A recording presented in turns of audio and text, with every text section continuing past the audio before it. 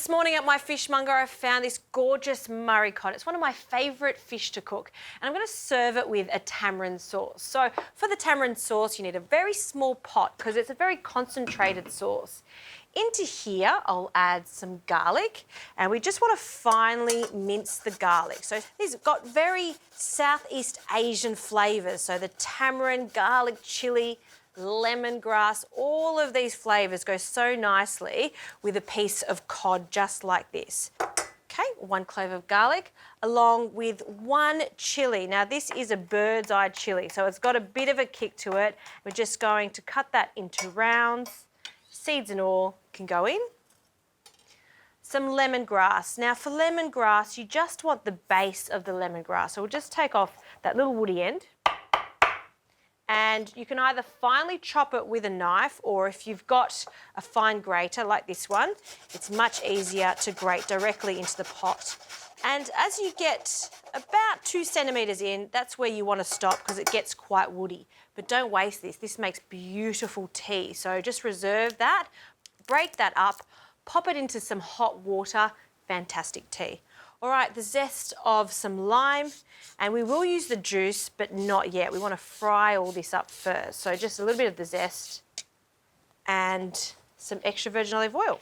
We want about a teaspoon, and that's the base of our sauce. So that goes onto the stovetop. Now we'll just let that sizzle, and then we can add some tamarind puree. Now tamarind puree has a wonderful sour flavour to it, but you need to balance it out with a few other ingredients, which we will do. So we want about a teaspoon of tamarind puree straight into this. You can see that it's starting to sizzle and cook along, and you don't want to burn it. So just as it starts to become fragrant, in with a teaspoon of our tamarind puree. Give that a stir and just cook it off slightly. To balance this, some caster sugar. Stir that through just so it starts to dissolve. And for the salt component, we'll add some fish sauce. Now take it easy with the fish sauce. You don't want to overdo it because it can overpower. So we want about half a teaspoon to a teaspoon. We can always add some more later on. So we'll just combine everything, and then I'll add some water to dilute it. So in with the water, give that a stir, and just wait for everything to become quite smooth. Fantastic, that smells great. So we'll just turn that on a low heat, just let that bubble away while we cook our fish. Now the fish has come out of the fridge. You don't want to be too cold when you cook it.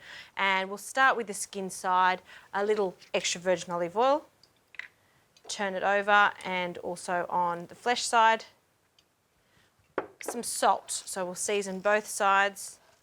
Particularly, we want that skin to be salted so it goes crispy. I always like to season and oil my fish on the plate and then add it to the pan, because you just need less oil if you do it that way. So we've got a nice 24 centimetre non-stick pan here.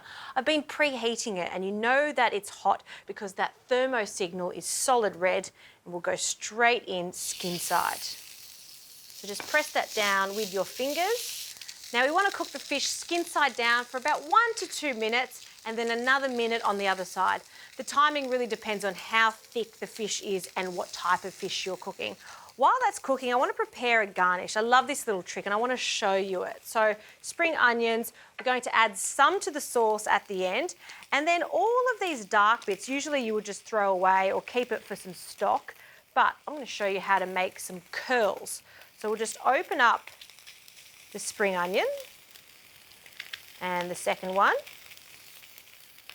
We'll just cut them down, and we're going to make some curls. So I like to cut it again just so it's easier to get the sharp knife through the skins. Thinly slice the spring onion leaves.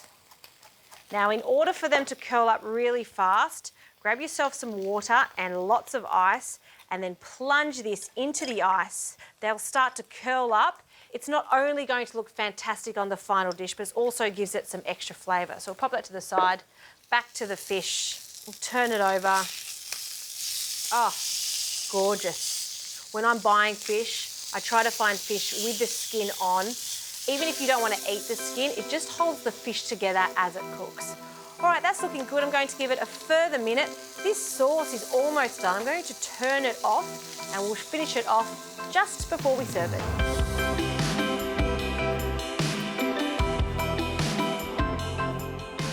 Okay, the Murray cod is looking just right. This fish is so fresh. I'm very lucky to have my fishmonger, Manny from Planet Seafood, always sourcing the freshest seafood.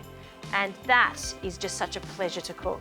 Now for our beautiful tamarind sauce. So I've taken it off the heat and we want to finish it off with some lime juice. And I want a good hit of lime for this. So squeeze that in.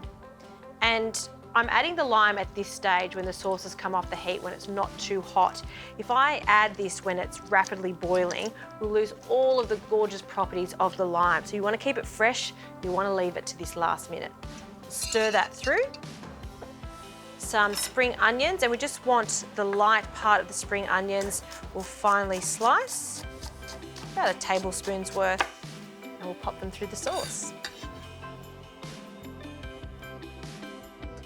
And we're just going to drizzle this over the top. Let it fall down the sides. It's such a concentrated sauce, so you just need 2 spoonfuls to really make a difference. Now those little curls, take them out of the water and then onto the top, the garnish. And I always like some crunch, particularly when I'm serving Asian flavors just like this. Some peanuts are fantastic. So roughly chop them. You can roast them if you like. Just a rough chop is fine.